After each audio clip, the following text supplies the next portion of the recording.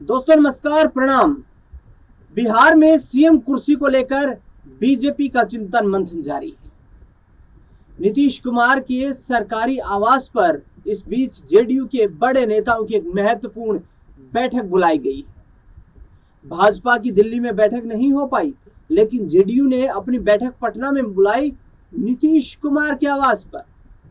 दरअसल इस बैठक को बिहार की राजनीति के दृष्टिकोण से बेहद अहम माना जा रहा है, क्योंकि राज्य में नई सरकार के गठन को लेकर लगातार सियासी हलचल तेज है।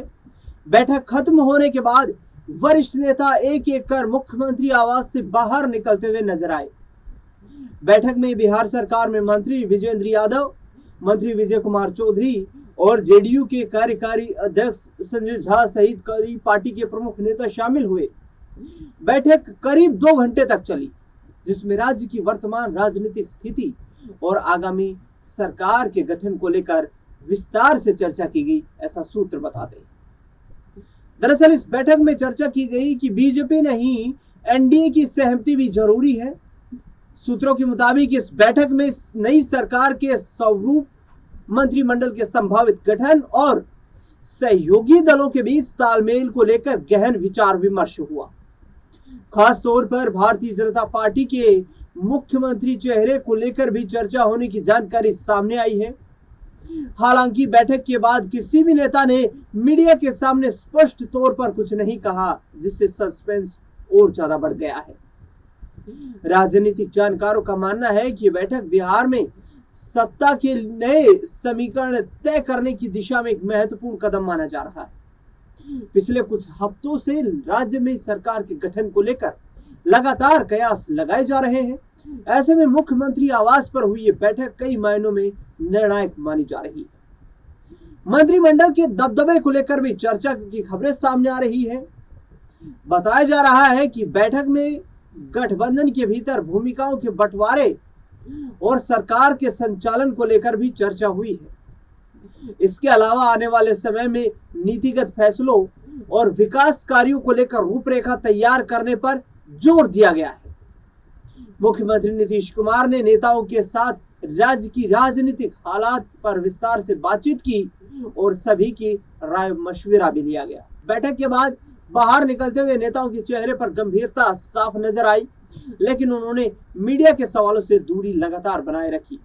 इससे यह संकेत मिलता है कि अभी भी कई मुद्दों पर अंतिम निर्णय लेना बाकी है। जेडीयू से अपना उत्तराधिकारी चुने नीतीश कुमार, ये आरजेडी का कहना है। आरजेडी की तरफ से नीतीश कुमार और उनकी पार्टी को एक नया ऑफर पहले ही दिया जा चुका है। वहीं दूसरी तरफ बिहार की सियासत में विपक्ष अब आखिरी दांव के रथ पर सवार हो गया है, और वे भी ऐसे वैसे नहीं बल्कि भावनात्मक बहाव से लैस के साथ। शब्द भी कहे जा रहे हैं, दिल्ली नहीं जाइए, यही सरकार बनाइए।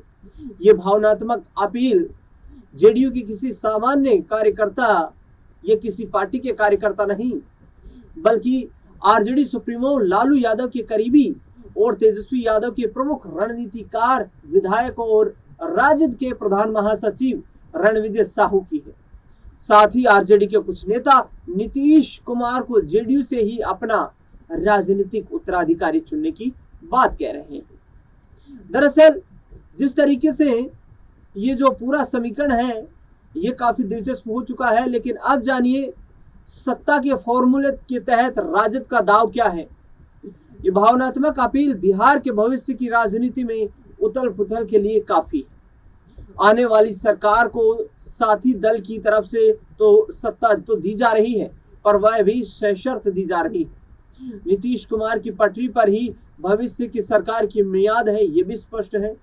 नीतीश की पटरी पर से जिस दिन भाजपा उतरी और नीतियों में भगवाकरण को शामिल किया, हो सकता है कि उस दिन आरजेडी की ये अपील जो है नीतीश कुमार के काम आ जाए। दरअसल ये पहला वाकया नहीं है, इससे पहले भी कई बार नीतीश कुमार और आरजेडी ने एक साथ मिलकर आने का फैसला किया है। 2015 में दोनों ने एक साथ मिलकर चुनाव लड़ा था। तेजस्वी यादव उस वक्त पहली बार डिप्टी सीएम बने थे। भाजपा का सुपड़ा साफ बिहार से हो गया था आरजेडी और जेडीयू के उस गठबंधन के चलते।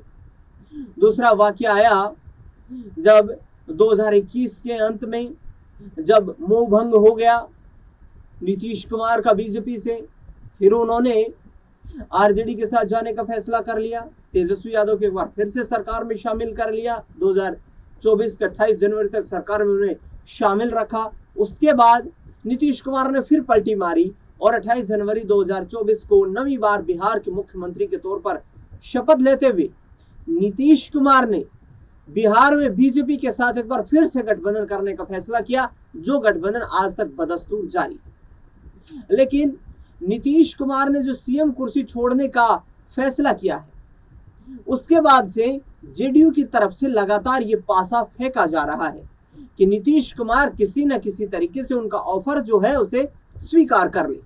क्या नीतीश कुमार आरजेडी के ऑफर को स्वीकार करेंगे, ये सबसे बड़ा सवाल है, या फिर आरजेडी की ऑफर को भविष्य की राजनीति के तौर पर देखेंगे, ये भी एक सबसे बड़ा सवाल है।